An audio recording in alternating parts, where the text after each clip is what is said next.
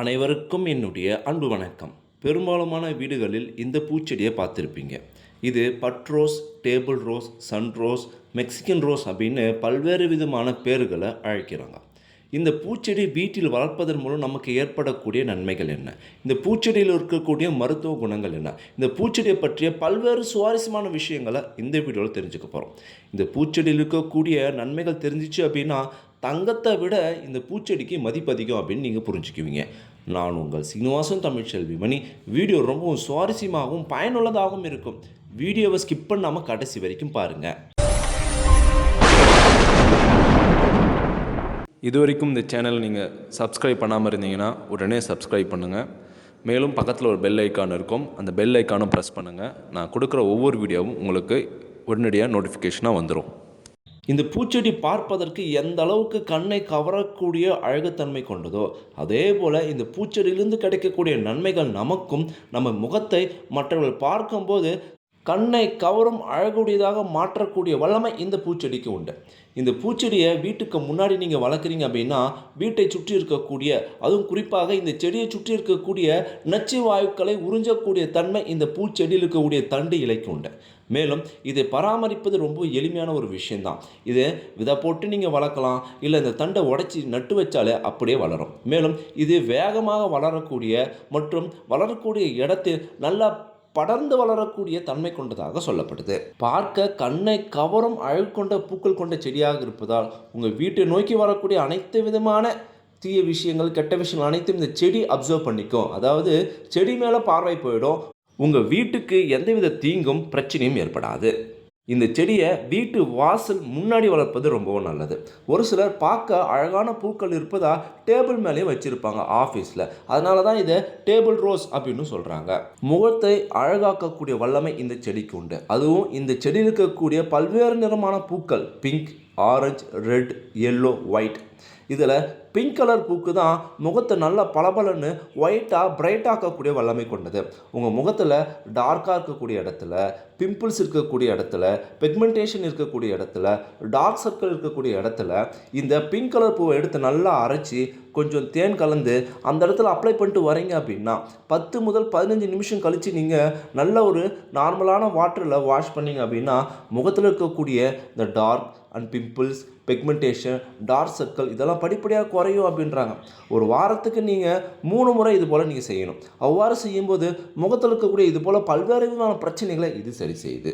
ஒரு சிலருக்குலாம் தலைமுடி வேகமாக வளராது, தலைமுடி நல்லா ஸ்ட்ரெயிட்டாக இருக்காது, சுருளாக இருக்கும்.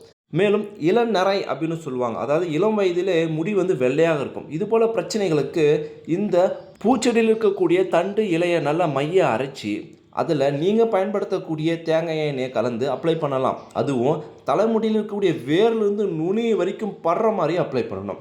மேலும் தேங்காய் எண்ணெய்க்கு பதிலாக ஆலிவ் ஆயில் யூஸ் பண்ணலாம், நல்லெண்ணெய் யூஸ் பண்ணலாம், பாதாம் எண்ணெய் யூஸ் பண்ணலாம். இந்த அளவுக்கு நன்மை தருது அப்படின்னா இந்த பூச்செடியில் என்ன சத்து அதிகமாக இருக்குது தெரியுமா? வைட்டமின் இ சத்து அதிகமாக இருக்குது.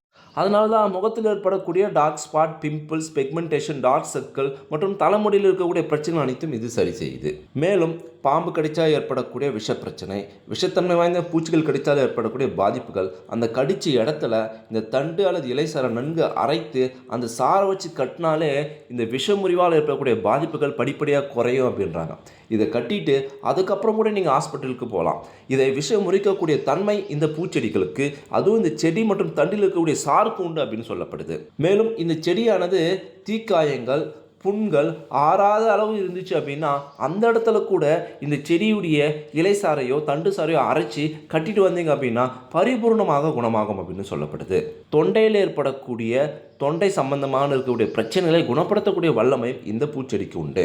இந்த அளவுக்கு மருத்துவ குணங்களும் இந்த அளவுக்கு சிறப்புத்தன்மை வாய்ந்த பூச்செடியை வீட்டுக்கு முன்னாடி அழகுக்காக பயன்படுத்திட்டு இருப்போம். இப்போ இதனுடைய மருத்துவ குணங்கள் தெரிஞ்ச பிறகு நம்மளுடைய பிரச்சனைகளுக்கும் நம்மளுடைய தேவைகளுக்கும் நாம் இதை பயன்படுத்திக்கலாம். இதனுடைய தாவர பேர் என்னன்னு பார்த்தீங்கன்னா போர்ச்சுகோ கிராண்டிஃப்ளோரா அப்படின்னு சொல்கிறாங்க.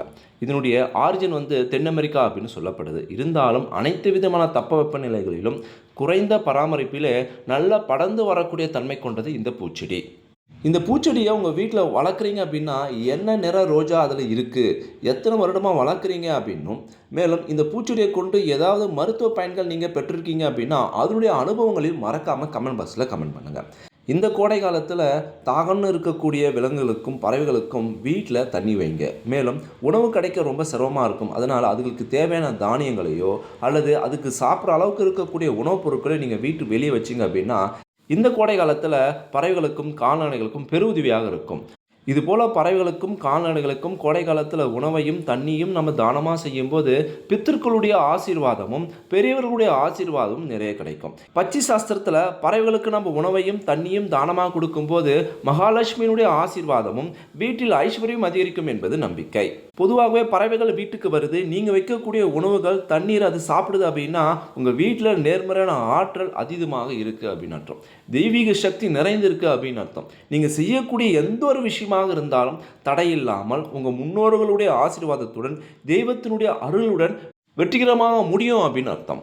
இந்த வீடியோவை அனைவருக்கும் ஷேர் பண்ணுங்கள். நம்மளுடைய டி தமிழ் டெக்னாலஜி இந்த சேனலை சப்ஸ்கிரைப் பண்ணுங்கள், லைக் பண்ணுங்கள். மீண்டும் அடுத்த ஒரு சுவாரஸ்யமான சந்திப்போம். தேங்க்யூ ஃபார் வாட்சிங்.